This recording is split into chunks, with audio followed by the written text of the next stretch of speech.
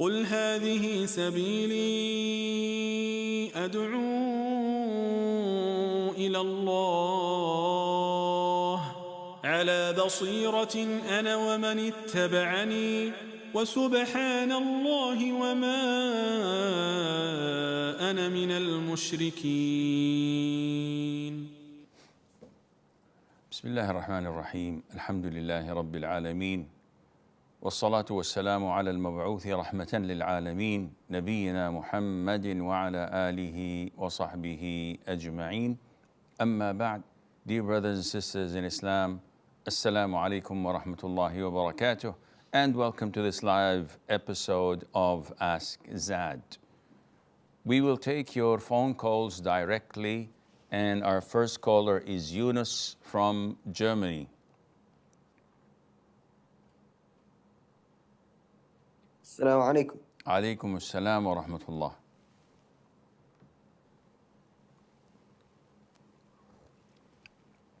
Yes, Yunus. Do you hear me? Assalamu alaikum. Wa alaikum assalam wa rahmatullah. Where I go on Friday, there are two masjids in Long Street. They are maybe 800 meters away from each other, and there are two Jumu'ah congregations, one in Turkish, one in Arabic. Now, the people may pray in one masjid, there is enough space, but this is how they got used to. And now the thing is, if I go to the imams, then I think it's most likely they wouldn't change it.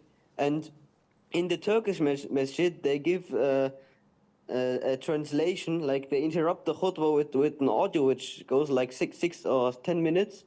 So they interrupt the khutbah and they play in audio with the translation for 6 or 8 minutes, and then they go on. Now the thing is, what should I do? Should I go to the imams and at least try to change it, or should I just go with the Arabs because I understand it, or what? Of course, go with the Arabic khutbah if you understand it. This doesn't need any hesitation, inshallah. And if you can speak to the imams, then that would also add value. Abdul Malik from France.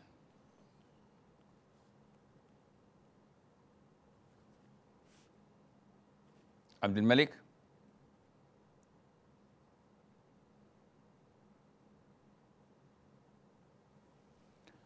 Abdul Rahman from India.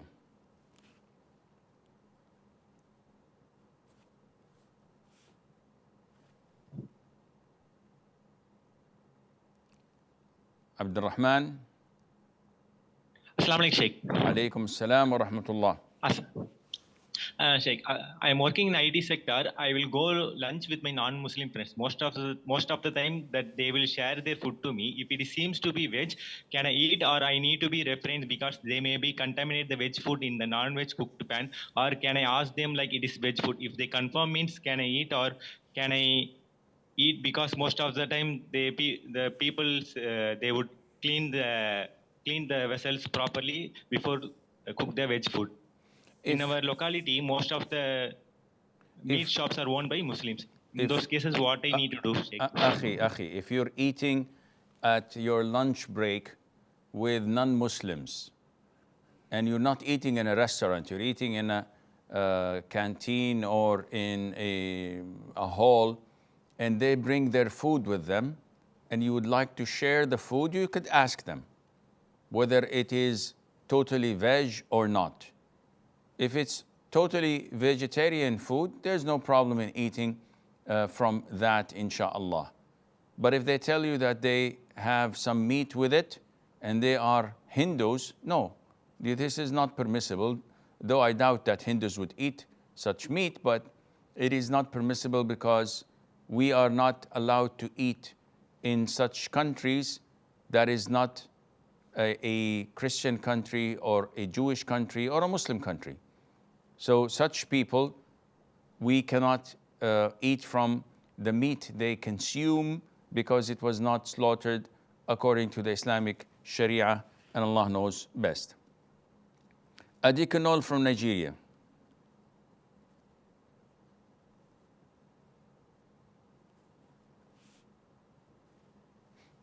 Adikanol.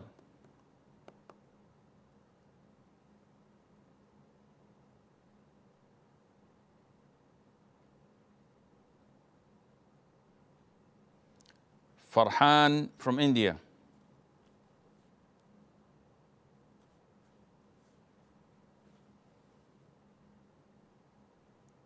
Assalamu alaikum, Sheikh. Wa alaikum salam wa I had a question regarding burning of chilies to remove evil eye. Sometimes it works. So, if believing that it, the child Farhan, can probably. I can't hear you because your line is not clear, akhi. I don't know if it's your microphone or what. Yeah. So now, Okay, can you speak? so yes, I can Yes. now. So, the burning of chilies to remove evil eye, it is halal or haram or is it shirk? And some people hang aloe vera and many other things to protect them from black magic and everything else. So, is believing in this shirk or is anything doing of such kind shirk? Burning of chili or spreading salt and black pepper and curry spices to ward off jinn or evil eye or black magic, all of this is nonsense. It is not mentioned in the Quran. It is not mentioned in the authentic Sunnah of the Prophet ﷺ, and none of the companions had done this. So such a practice, in my own view, acts as a person believes in superstitions. And not only that, it acts as if they are offering sacrifice to the jinn. Maybe the jinn love chilies and they like it burnt. I don't know. So there is no point in burning it or using mustard gas or the likes to ward off jinn, because we have no evidence or proof, neither from the Quran nor from the Sunnah, that this is an effective way or a legitimate way to ward off jinn and black magic. Hence, it is an innovation, it's part of the superstition, and if it is made as a form of sacrifice, then it's shirk. As in some places, when they build a new house, before they enter it, they slaughter a sheep or a goat at the doorsteps, and they put the blood on the doorsteps, seeking barakah. This is a sacrifice to the jinn, so that they would not haunt their house and cause any problems for them. And this is shirk. May Allah protect us all. And from Uganda. Assalamu alaikum. Alaykum assalam wa rahmatullah. You say that it is not recommended for us to send salutations upon the Prophet when we are in sujood. What of the period between adhan and prayers when it is raining and during the last moments of Friday? I did not say it is not recommended to offer salutation upon the Prophet alayhi salatu wasalam when in the state of sujood. I said it is not part of the sunnah. It is not part of the etiquettes of dua while doing sujood, like in normal times. I'm sitting home and I'd like to engage in dua. So what are the etiquettes? The answer is to face the Qibla, raise my hands, praise Allah Azza wa Jal by saying, Allahumma lakal hamdu hamdan kathiran tayyiban mubarakan fi, and then offer salutation upon the Prophet alayhi salatu wasalam, and after that ask whatever I want from Allah. Whether this is between adhan and iqamah, at the last third of the night, when it's raining, when I hear the sound of a rooster in the early mornings. All of these are times of answering your dua that the Prophet instructed us ﷺ and recommended us to make dua. So if you engage in dua before that, it is highly recommended to do what I just mentioned. In sujood, it's not the case. You just engage in asking Allah directly, and Allah knows best.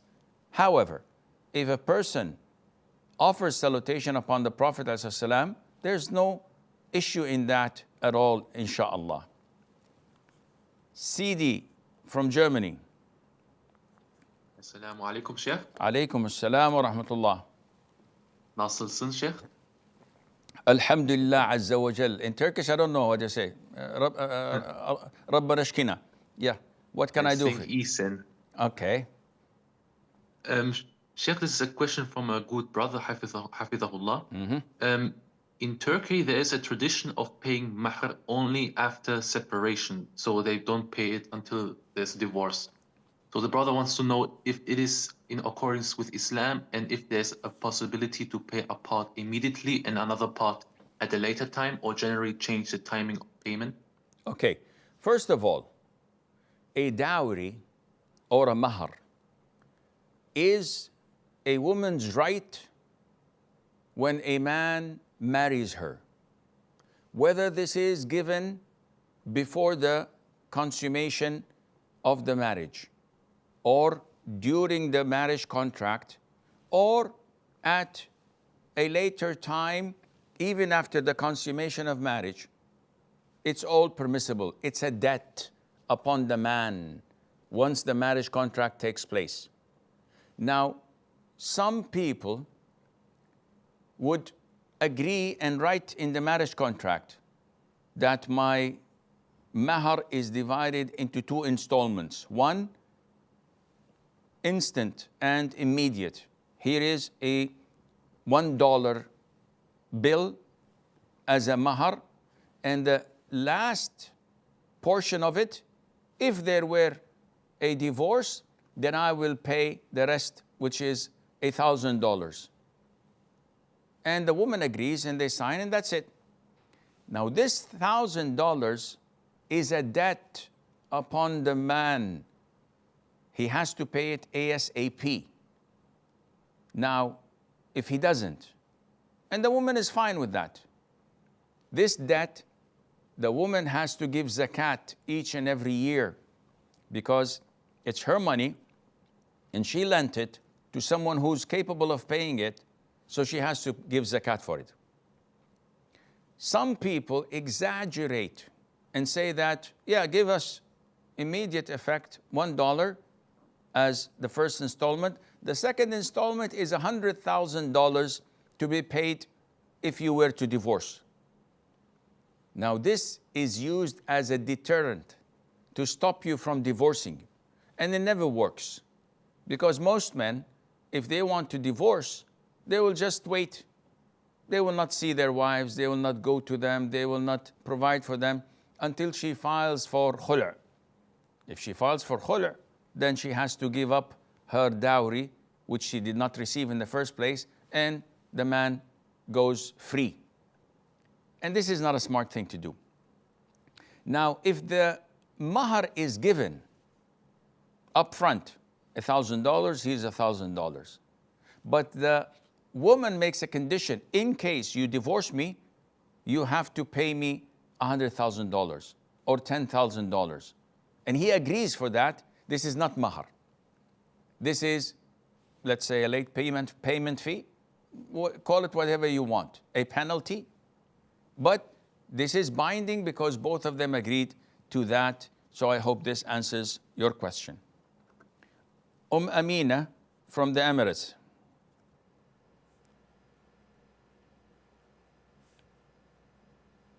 Assalamu alaikum. Alaikum assalam wa rahmatullah. So if I borrow someone money and they want to use the money to buy something and the price increased, so she saved the money, and now the money is being with her for more than a year, and the money reached Nisab to pay zakah on it. So does she have to pay zakah on it because I don't require her to pay me for another maybe 3, 4, 5 years? And or do I have to pay zakah on it because it's still my money even though I don't have it with me? Wajazakum. It's an issue of dispute. What I follow and I believe is that, number one, you, the lender, have to pay zakat every single year as long as that individual has the ability to pay it and they're not broke. My brother comes and says, I need $100,000 to do XYZ. And I said, here you go. And I give it to him. Now, I know my brother is earning and he has savings, but he needs extra cash. After 1 year, I have to, or when my zakat is due, I have to give zakat on that 100,000. Why? I don't have it. Yes, but if I say to him, give it back to me, he would immediately manage to do something and give me back the money. He's not broke. He's capable of paying it. And I did not put a time limit to it. So 1 year, 2 years, 5 years, 10 years, no problem. I have to pay the zakat yearly. Now, if my brother took the 100,000 and stashed it in his bank account, after a whole year of borrowing it, if he still has the money or whatever is left of the money, he has to pay zakat on that. What? Why would he? If the owner paid the zakat, why would he pay the zakat again? Because the money is in his hand. And when the Prophet used to send, alayhi salatu wasalam, his officials to collect zakat from those who have crops, from those who have cattle, from those who have trades, they used to come and check, how many camels do you have? Give us X amount of zakat. Without interrogating them or questioning them, are they all yours? Or did you borrow some of them? They would take whatever is found and whatever they see. This is why zakat is due upon both, and Allah Azza wa Jal knows best. Yusuf from the Emirates. Alright. Wa alaykum as-salam wa rahmatullah. Alhamdulillah. And he has an apartment in a Kafir country, and he wants me to promote it online for like Airbnb and advertise it. But the thing is, I've been there and I've been in that apartment, and I saw a book that has like a map for like guiding around the country. Like it has multiple places for worship, like it has a church in it, and I saw a cross in the church, obviously. So I don't know if I can advertise this place, and has other places of worship too. There is no problem in advertising an apartment. I don't see any relationship between the apartment and the book, because your friend owns the book. Your relatives may have hundreds of books similar to that, or encyclopedias, or something on their computers that would lead to such thing. You have on your phone Google Maps that would take people to churches and synagogues and temples. This has nothing to do with renting or leasing or selling a property. This is not related. Yes, if you tell me he wants me to advertise his apartment as a temple or as a place where people go to worship their false gods, I said, yeah, this is haram. But to rent it and to live in it or to stay the night in it, there's nothing wrong in that, inshallah. Musa from Azerbaijan.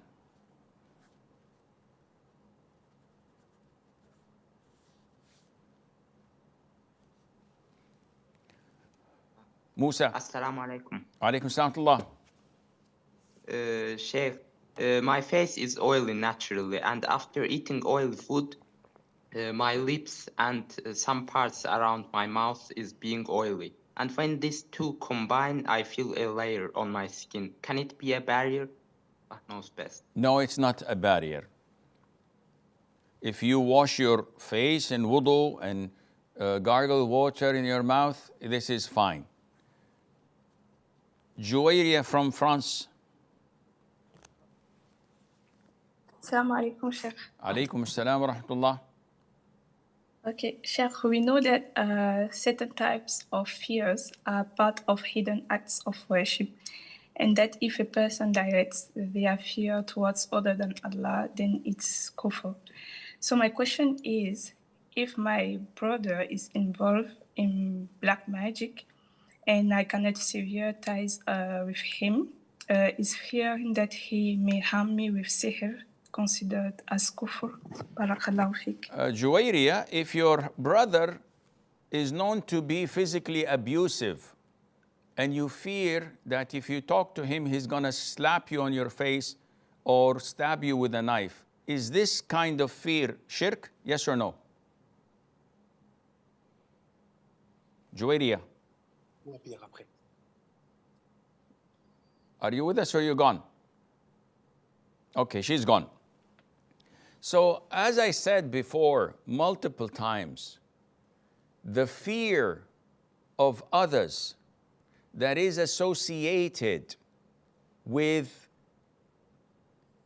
revering them, worshiping them, fearing them in things that only Allah can do, this is shirk.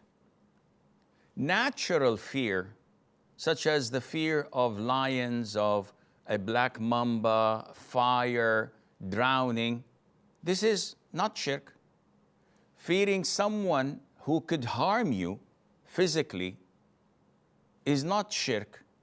But when I'm in the middle of the house and I fear a ruler or someone of great power, though he's not able to see me or able to control me, and I have this fear that is similar to the fear of Allah, in the absence of that individual that is associated with revering him and glorifying him, this is shirk. And this is not found except with those who worship other than Allah. For example, a thief was caught red-handed stealing. And they say to him, you stole. He said, no, I did not steal. He said, swear by Allah, you did not steal. He said, Wallahi, I did not steal. He said, okay, swear by Imam Hussein or by Tijani or Jilani, one of the awliyas he believed in. He said, no, I can't do that. They will curse me. I will be doomed for eternity. Not because it's shirk. He's afraid of them, literally afraid of them. That is true shirk, and Allah knows best. Ammar from Tunisia.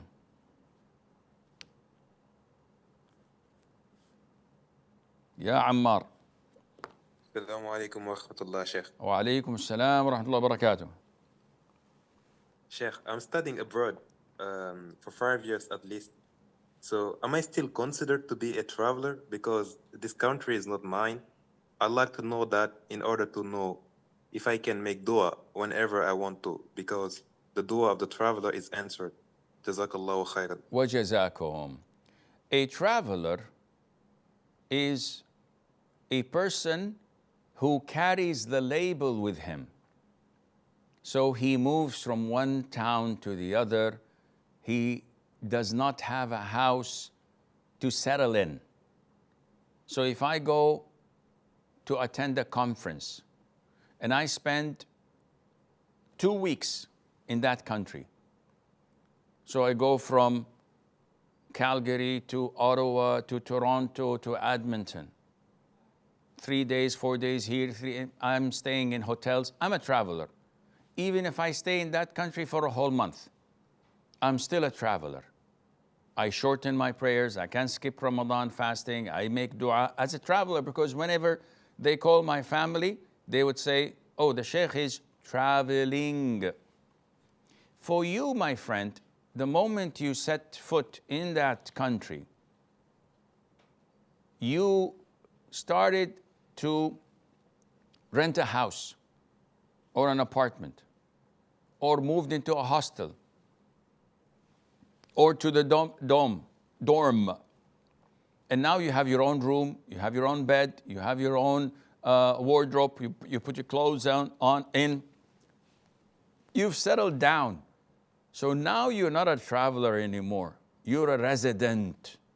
You've settled. So you have to pray on time. You cannot combine prayers. You cannot skip Ramadan. And when you go on vacation to your own country, it's the same thing.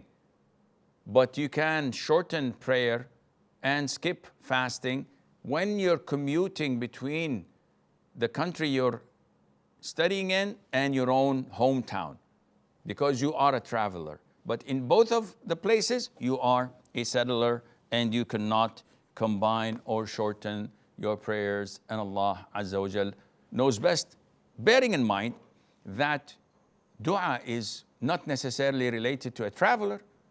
You can make dua between adhan and iqama every single fard. And you can make dua at the last third of the night, and when the rooster makes its call, you can make dua. When it rains, you can make dua. When you are in distress, you can make dua. So many places that, and the last hour of Friday, you can make dua. These are blessed times and recommended for us to make dua, and Allah Azza wa Jal knows best. We have a short break. Stay tuned, and inshallah we'll be right back.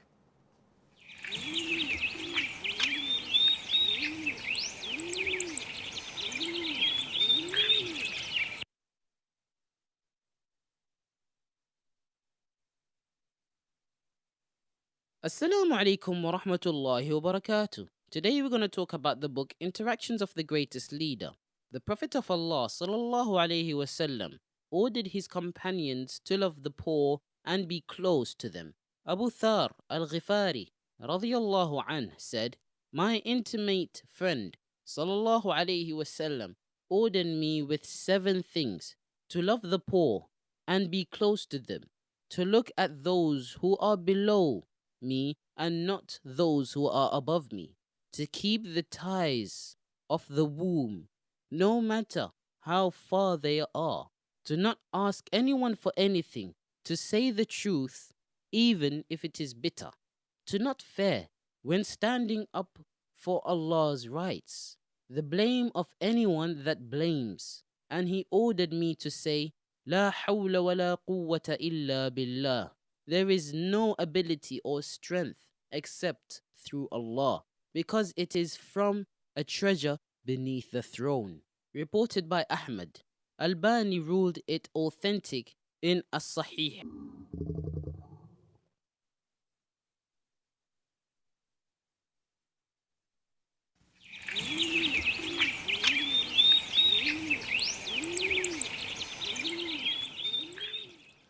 Assalamu alaikum wa rahmatullah, and welcome back. We have Suad from the UK. Assalamu alaikum, Sheikh. Alaikum salam. Yeah, Sheikh, I recently visited my friend after Juma prayer. And while I was in her house, it was time to pray Asri. And she told me that it's best to delay Asri prayer on Juma. Is that correct, Sheikh? The answer is no. This is totally baseless. It is never part of the Sunnah to delay Asr prayer any day of the week at all. So I don't know where she brought this piece of information. Hamid from Nigeria.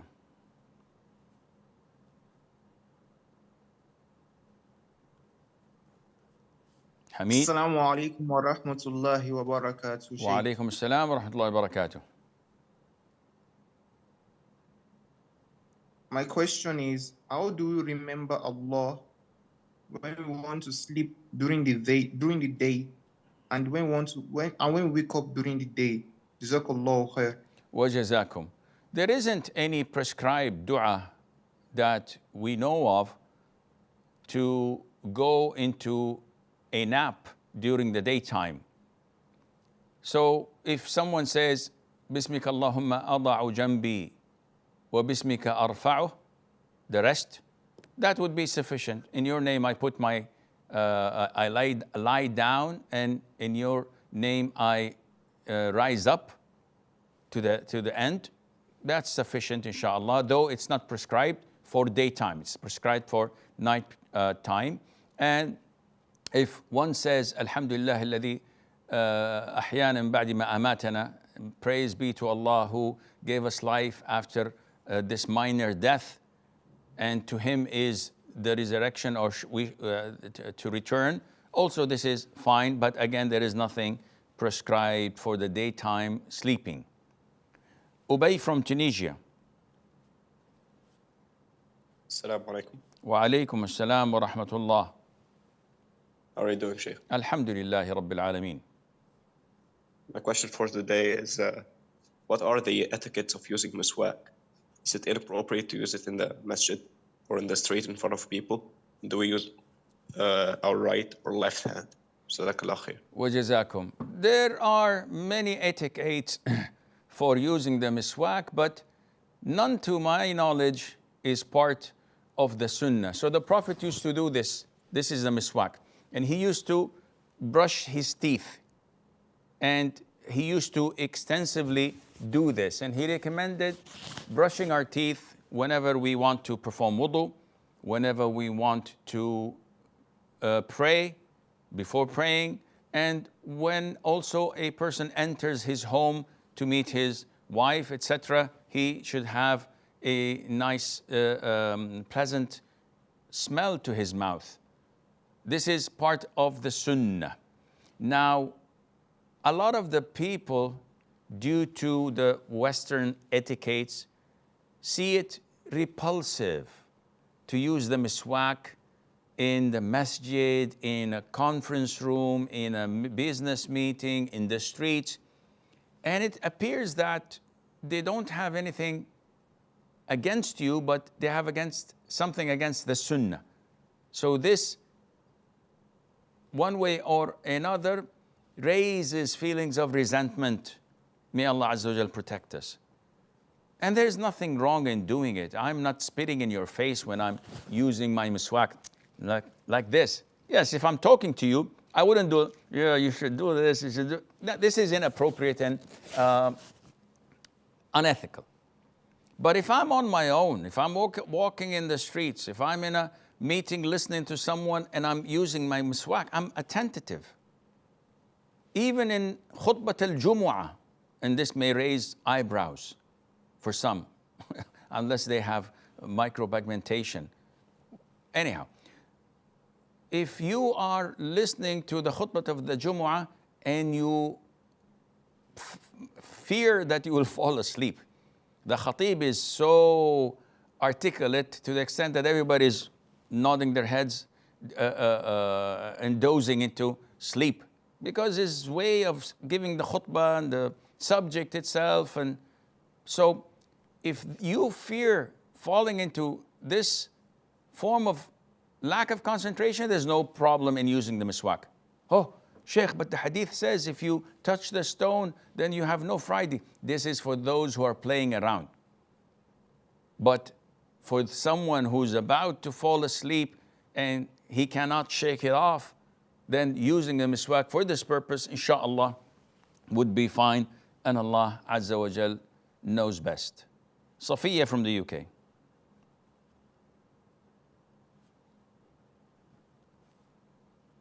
Assalamu alaikum, Sheikh. Alaykum assalam wa rahmatullahi wa barakatuh. My question is, for first prayer, the Sunnah, you have to read Surah Al-Kafirun and Surah Al-Ikhlas. Is my prayer still invalid if I forget to read those surahs? Jazakallah khair. Wa jazakum. First of all, Safiya, you said in Fajr Sunnah, we have to. The correction is, this is not correct. You do not have to.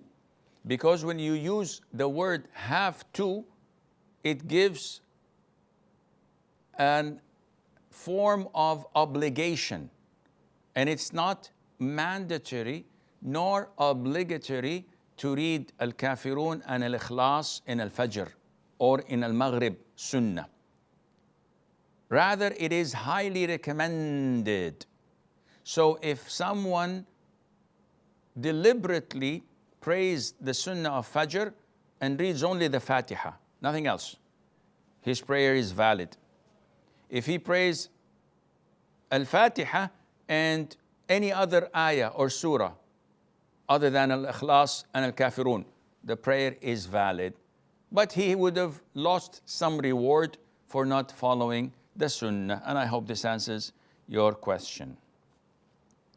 Adam from the UK. Assalamu alaikum. Wa alaikum assalam wa rahmatullah. I know a family that is going on holiday to Muslim lands. However, the hijab is not properly observed, and the son does not want to go, but he is dependent upon them. They insist on him going and may be badly shouted at. Would he be sinful if he goes and actually enjoys his time and wears a thobe since he cannot normally do so, since he feels like this would be assisting in sin, having enjoy his time? So would he be sinful? Adam, are they abiding by the hijab in their own country? No. So what's the difference? Nothing.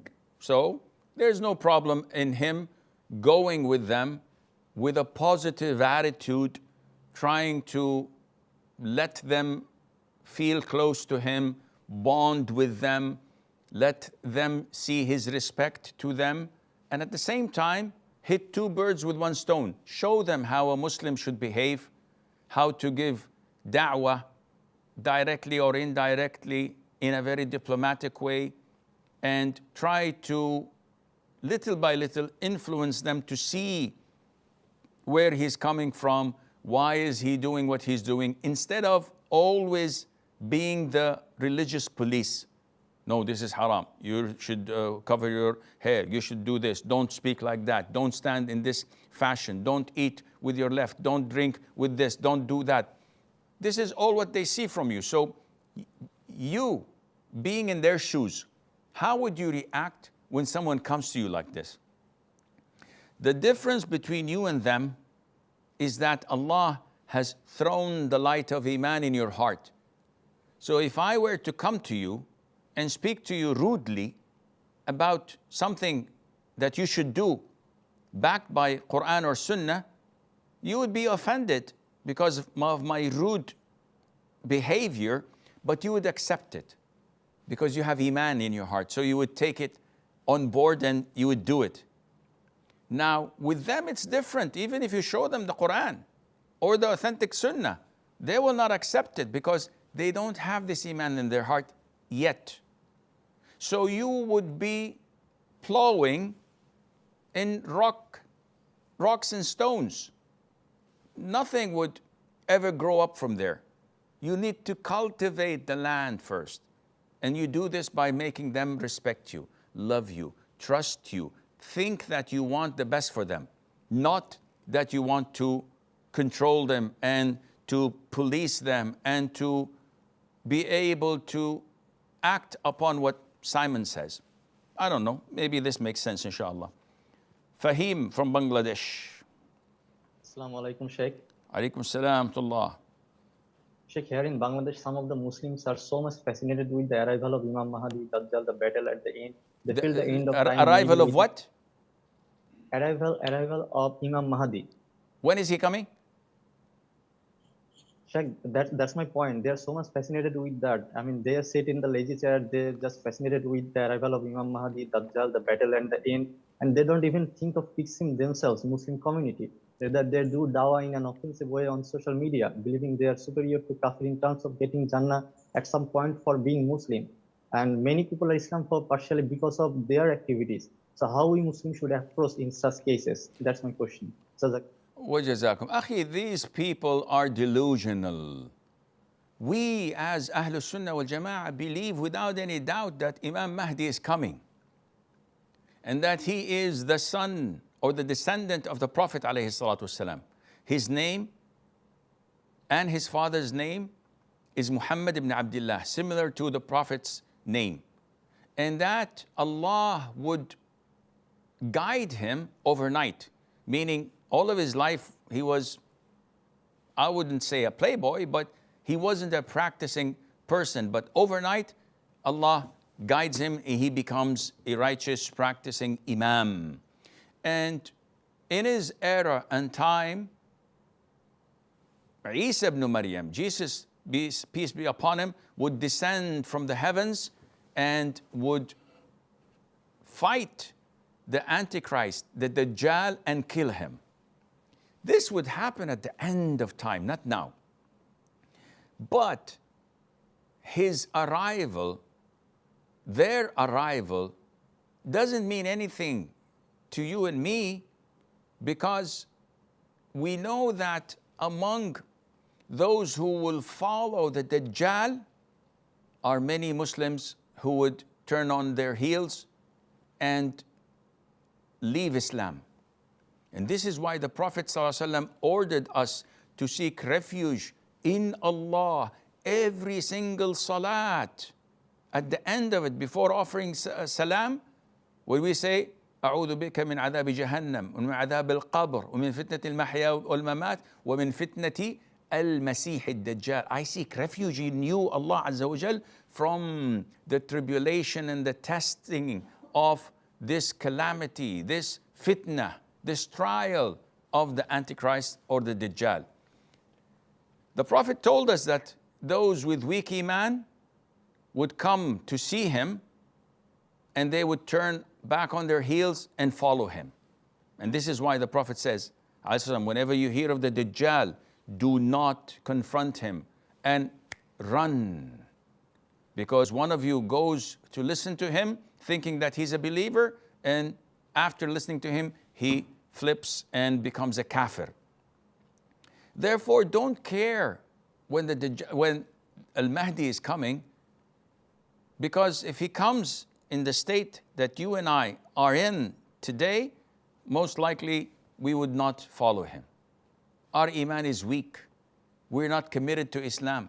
We can't even pray Fajr on time in the masjid. We can't even say the truth without lying or cheating or consuming people's wealth unlawfully. We abuse our wives, and we're not fair with our children, and we're not good with our neighbors, and we do not connect our next of kin. What kind of a Muslim are you talking about? So be careful of these people and don't spend time debating or arguing with them. Let them be. Focus on yourself, on fixing yourself, your family, your relatives, your neighbors, your colleagues, those around you, and build a strong foundation and cement iman in their hearts, because if you do so, then inshallah, when Imam Mahdi comes, you will be one of his supporters, if not one of his commanders, with the grace of Allah Azza wa Jal. Najwa from the UK.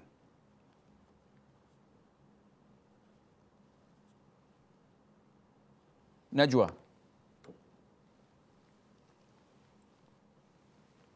Okay, Sumaya from the UK. Assalamu alaikum, Sheikh. Alaikum assalam wa rahmatullahi wa barakatuh.